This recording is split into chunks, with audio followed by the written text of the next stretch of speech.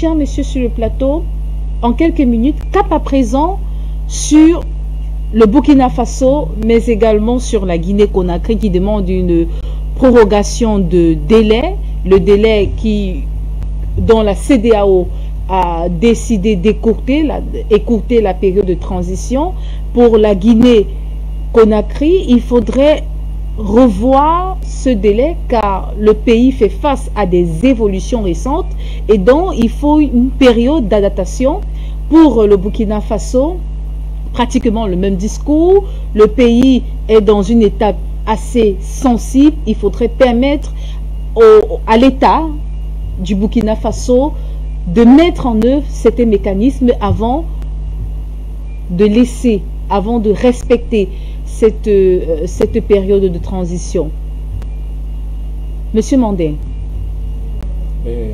la CEDEAO, il faut respecter le délai du 25 avril, qui est déjà, comme on le constate si bien, dépassé, et revient sur le fait que le Burkina Faso et la Guinée-Conakry doivent respecter les injonctions. Écoutez, ceux qui continuent de croire que la CEDEAO c'est une institution africaine se trompent. Nous tous on a vu un Mondovision. On a vu en Mondovision comment la ministre française des armées nous dit que le chef d'État malien sera puni. C'est-à-dire qu'elle est à Paris en train de prendre l'avion et nous dit il sera puni au sommet de la CEDEAO. Le président français nous dit je vais demander au chef d'État de la CEDEAO de convoquer un sommet extraordinaire de la CEDEAO. Et il convoque. Donc vous comprenez, la CEDEAO n'est que l'instrument, ne peut pas s'attendre à quelque chose de positif de la part de la CEDEAO. À un moment, j'avais pensé, j'ai eu la faiblesse de penser que la CEDEAO avait établi un certain nombre de critères.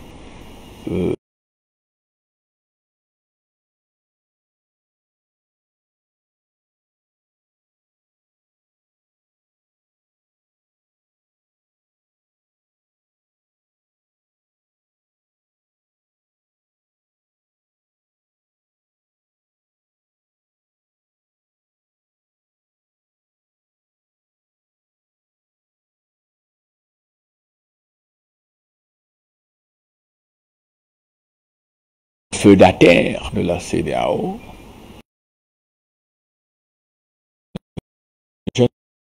Et ce sont les mêmes feudataires là aujourd'hui qui prétendent parler au nom de la CEDEAO et donner des leçons aux autres. Un pays comme la Guinée n'a pas besoin. Le Mali n'a pas besoin de la CEDEAO. Je ne sais pas pourquoi ils s'entêtent à attendre quelque chose de positif de la CEDEAO. Je ne sais pas pourquoi. Mais pour ma part, je trouve qu'il ferait mieux de passer outre la CEDEAO. La CEDEAO n'a qu'une seule mission, c'est de freiner les avancées, c'est-à-dire l'avancée de tous les pays de la CEDEAO vers le développement. Tout simplement, créer une camisole de force qui empêche les pays de la CEDEAO de se développer. S'ils ne le comprennent pas, vous savez, il y avait une organisation qu'on appelait dans les années 60 qui s'appelait le Conseil de l'Entente, autour du président Houphouët-Boigny. Il a créé un certain nombre de satellites, les Yaméogo,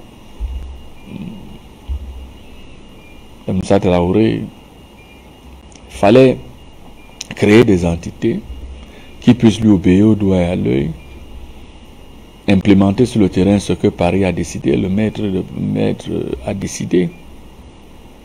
Mais fondamentalement, vous-même vous voyez, cela n'a rien produit si ce n'est le sous-développement chronique, quasi endémique, misère quasi endémique. Le vrai problème aujourd'hui, c'est qu'il faut que les peuples se réapproprient, de la zone se réapproprient le contrôle de leur économie, participent, œuvrent pour le développement de leur peuple.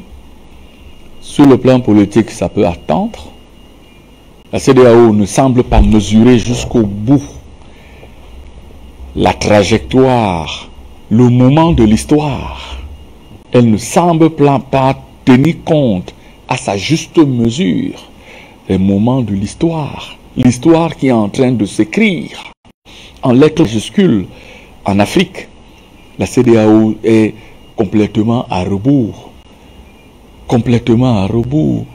Je suis étonné qu'un pays comme le Nigeria, membre de la CEDEAO, le Nigeria, fort de son poids économique, que le Nigeria puisse se mettre à la traîne d'intentions aussi, à la remorque d'intentions aussi mortifères pour ces pays. La Guinée n'a pas besoin de la CEDEAO. Le Burkina n'a pas besoin de la CEDEAO. À trop vouloir louvoyer avec le diable, on finit par se laisser attraper par celui-ci. Il faut faire très attention. La CEDEAO répond aux ordres. C'est une organisation fantoche qui répond aux ordres d'une puissance tutélaire qui s'appelle la France, qui elle-même, la France elle-même, qui est en pleine situation de vassalité devant l'Allemagne, devant les États-Unis. Donc, vous imaginez que il y a une sorte de sous-vassalisation, d'échelle dans la vassalisation qui se produit. Et nous, les Africains, nous sommes complètement bernés dans cette histoire. Est-ce que ce que la CEDEAO propose peut ramener la paix en Guinée? Le vrai problème au Burkina Faso, tout le monde le connaît, c'est la sécurité. La sécurité des hommes, la sécurité des biens.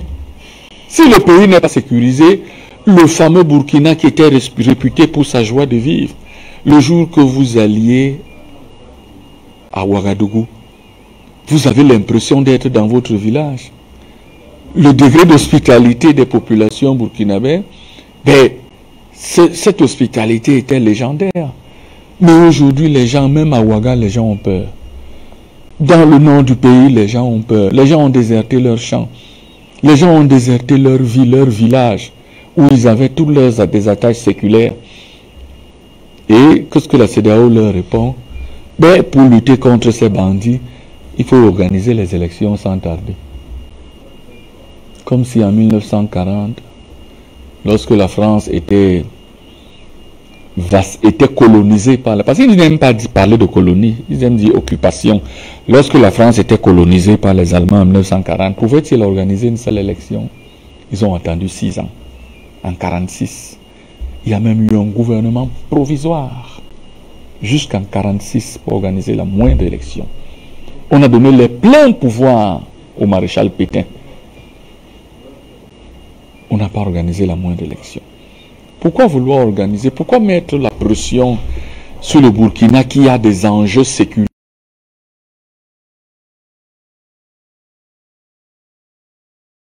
de défense? Le Burkina doit se mettre dans la condition où il faut bouter tous les bandits de son territoire qui empêchent les populations de vivre. C'est ça le principal taxe. C'est la principale taxe pour les autorités burkinabèses. C'est la même chose pour les autorités guinéennes. C'est la même chose pour les autorités maliennes. C'est la même chose pour toutes les autorités de la zone. Tant qu'on n'a pas sécurisé. Vous savez, c'est Caton l'Ancien, et Caton était sénateur. Mais il disait aux gens, attention, de l'Inde à Carthago, il faut détruire Carthage. Parce que tant que Carthage existe, on a beau avoir les lois les plus élaborées au monde. Tant que Carthage existe, Rome sera détruite. Donc de l'Inde à Carthago, il faut détruire Carthage par tous les moyens. Donc pour nous les Africains, de l'Inde à Carthago, là où on est, il n'y a pas deux autres solutions. Tant qu'il n'y a pas de sécurité, il n'y aura pas de vie.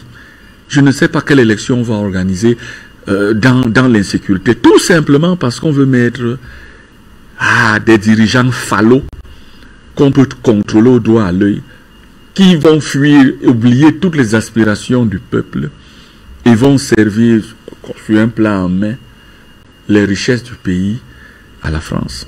Non. Le moment est venu pour le peuple africain de comprendre qu'il faut penser au pari au plus pressé. Et le plus pressé là actuellement, c'est la sécurité. Donc, la souveraineté monétaire, la souveraineté, le contrôle de nos ressources, fait aussi partie de cette défense, de la défense populaire en Afrique. Donc vous voyez que c'est des sujets liés. Merci, Monsieur Diabaté Mandin. Docteur Yann Timba, la CEDEAO exige la réduction, on va le dire ainsi, du processus de transition et une organisation des élections au Burkina Faso, comme en Guinée-Conakry, et si on fait un petit détour au Mali. Concentrons-nous sur le Burkina Faso et la Guinée-Conakry, où la CEDEAO exige une tenue des élections. C'est la conséquence du plus grand blanchiment d'argent que l'on connaisse en ce moment, le franc CFA. Il faut bien que le franc CFA continue de tourner, donc il faut que la CEDEAO reste aux ordres et que la CEDEAO réalise quelque chose d'incroyable, à savoir la mise sous tutelle par procuration de ces pays-là. Par procuration pour qui? Mais au profit de la France. Et ça, c'est quelque chose qui se voit, se sent, s'entend à des kilomètres. Qu'est-ce que... Je n'arrive toujours pas à comprendre ce qui se passe exactement dans cette partie de l'Afrique.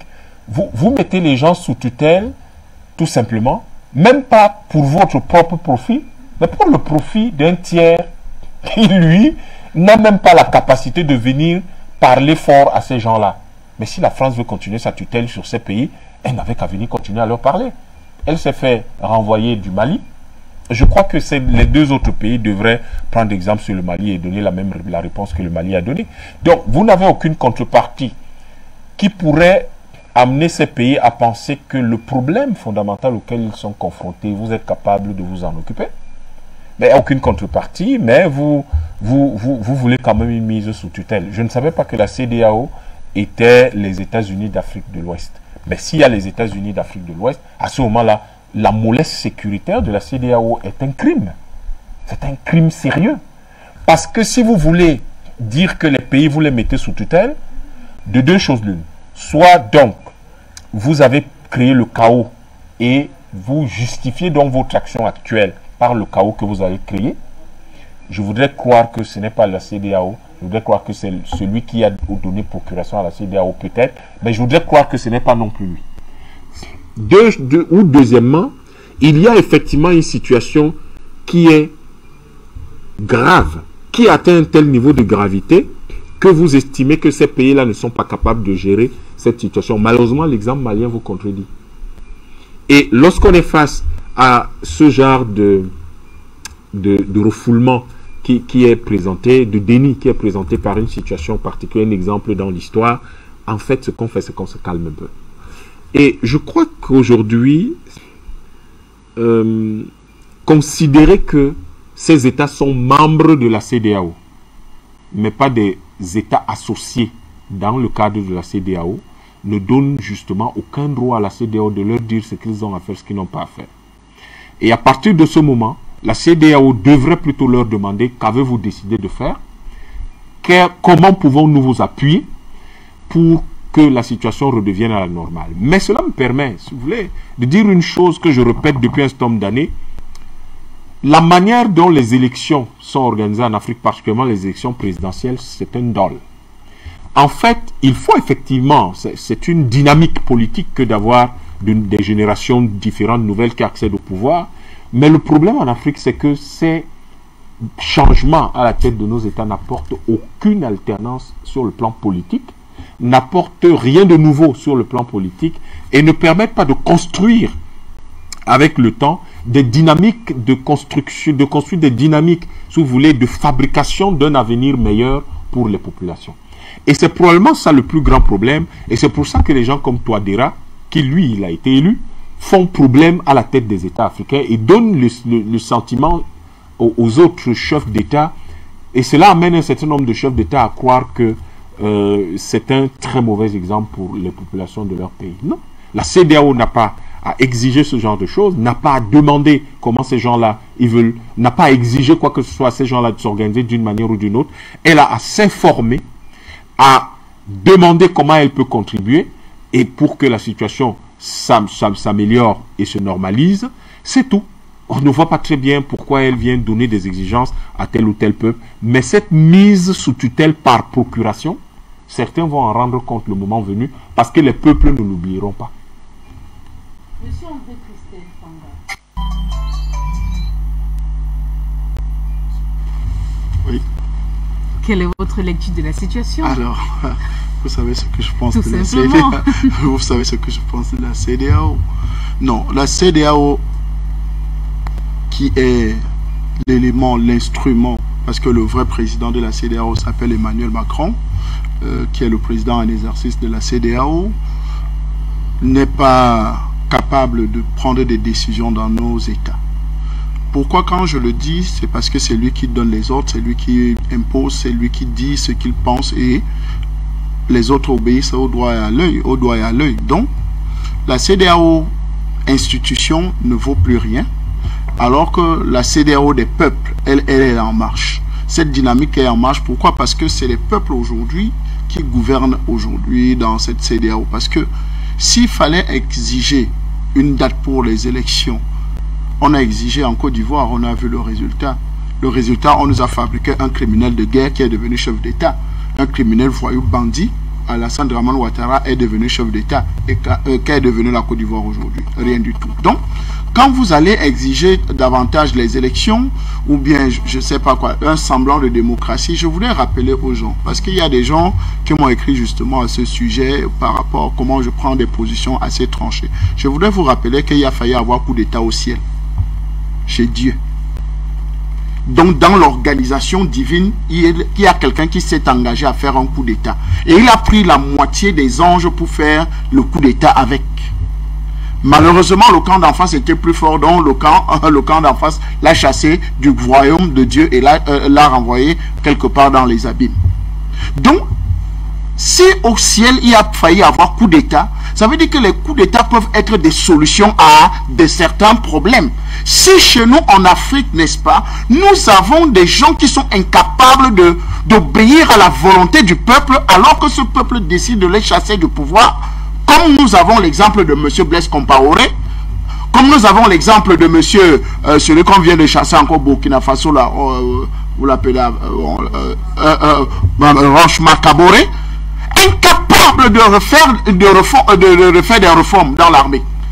Mais très frileux. Quand on dit non, il va avoir coup d'État, il profite pour arrêter certains colonels. Donc vous voyez que il ne passait que le temps à préserver son pouvoir et obéir aux injonctions de Paris et de toutes les autres organisations ou bien des autres leaders qui sont extérieurs à la nation burkinabé.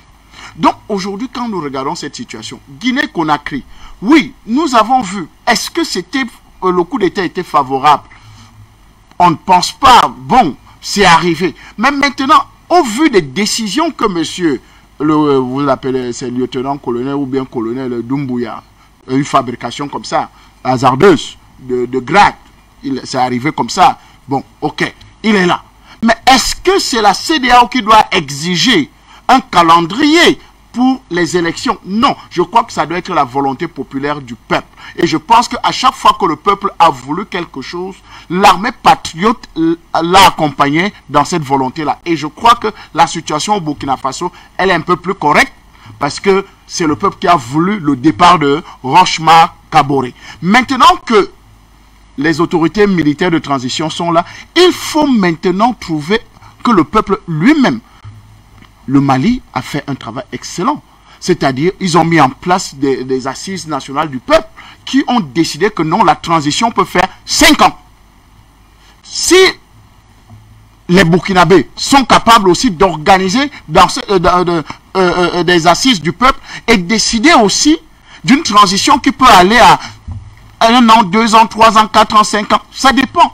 Mais je voudrais rappeler toujours, et j'aimerais rappeler ça aux Français et à la politique française.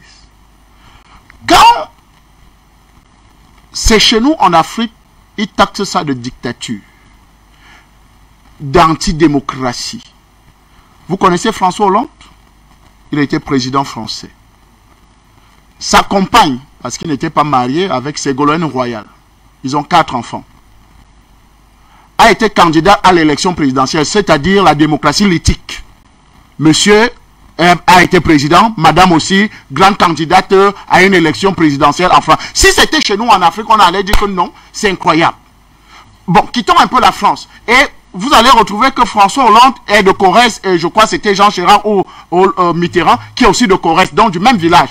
Donc, deux chefs d'État sont sortis du même arrondissement en France. Si c'était chez nous, ça allait être un crime. Donc, voilà les méthodes. Quand c'est chez nous, ce n'est pas la démocratie, mais quand c'est chez eux, c'est la démocratie.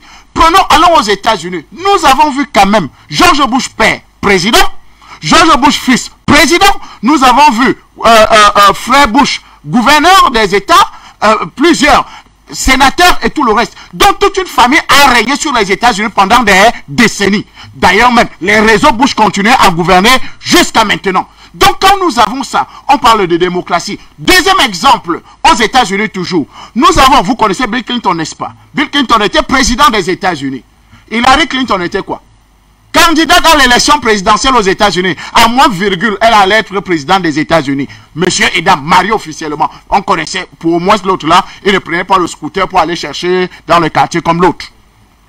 Donc quand on parle de ces choses, les gens nous prennent pour des cons, on prend les Africains pour des cons pour dire que non, vous ne connaissez pas la démocratie. Il faut imposer la démocratie. Je voudrais rappeler que Macron vient d'être élu. Mais quand vous regardez le nombre d'électeurs, vous retrouvez que Marie Le Pen a eu plus d'électeurs, mais c'est Macron qui est déclaré. Mais quand vous avez les statistiques là sur une télévision. Je voudrais finir en disant, au premier tour, un maire de la ville de Paris, en fait dans une contrée française, a organisé les élections dans sa contrée sans isoloir, dont les urnes étaient placées devant son bureau. Vous venez voter là. Il regarde.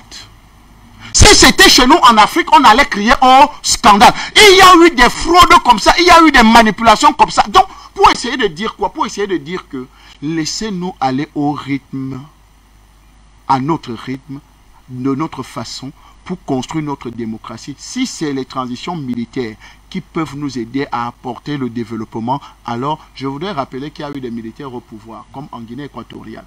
Le président Théodore Nguema Obiang était un militaire.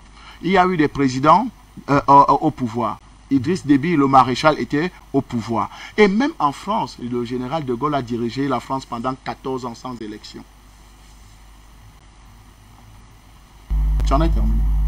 Merci, monsieur André Christelle Fanga. Monsieur Mondin, en 30 secondes, pourquoi toute cette pression de la part de la CEDEAO? En 30 secondes. Et tout a été dit. La CEDEAO, c'est l'instrument de la France.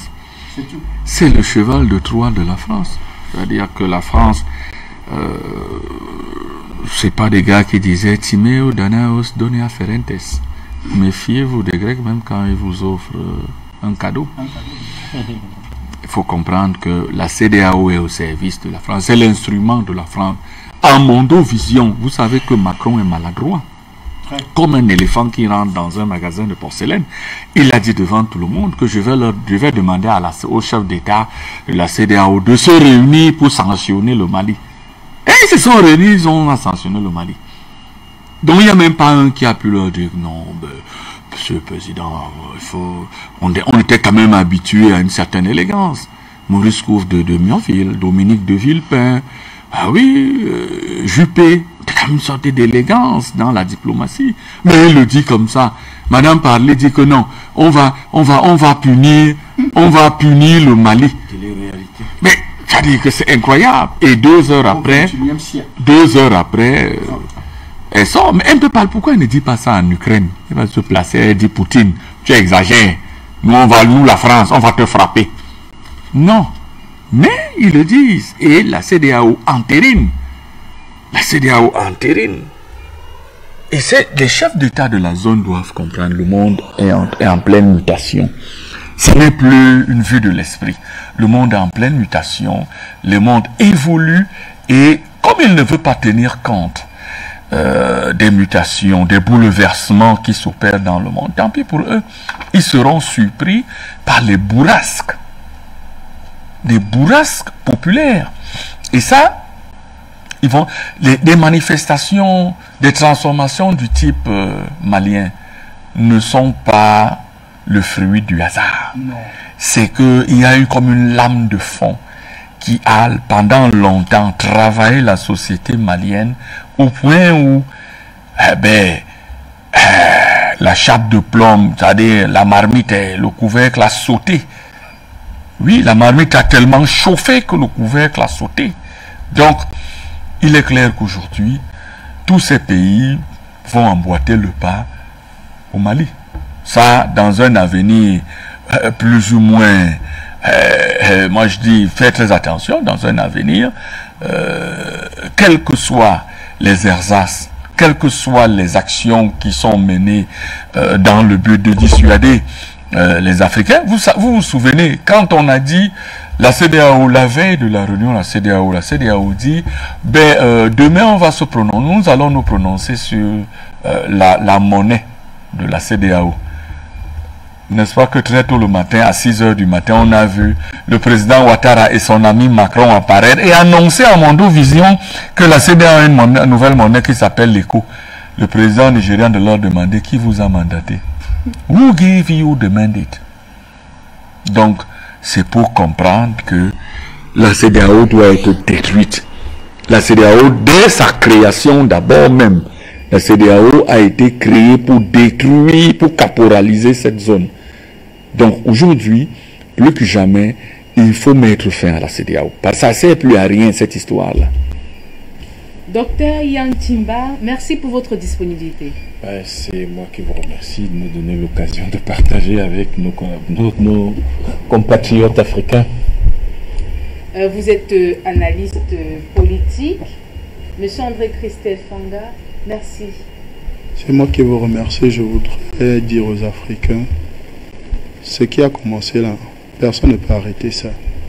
Ils peuvent s'organiser comme ils veulent, intimider, créer des pôles de résistance un peu de partout, nous sevrer même de beaucoup de ressources, parce que c'est leur travail maintenant, nous sevrer des ressources matérielles, de recherche et tout le reste.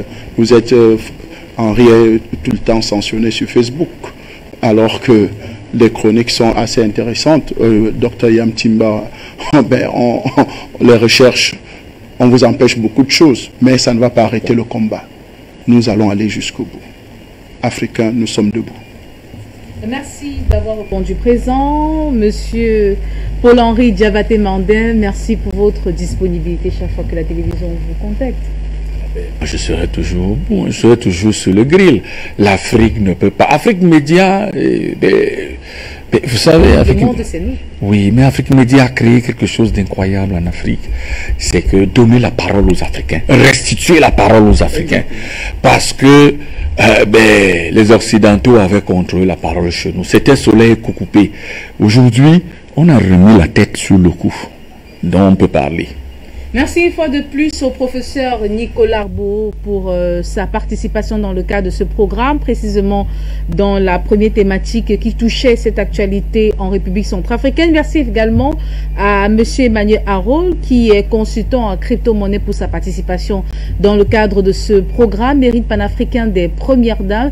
Merci infiniment, chers téléspectateurs, pour votre extrême fidélité. Merci à tous les internautes pour ces multiples messages que vous nous envoyez sur nos différentes plateformes. C'est ici que nous mettons un point final à ce programme. Merci de l'avoir suivi. Restez scotchés sur la télévision panafricaine. Au revoir.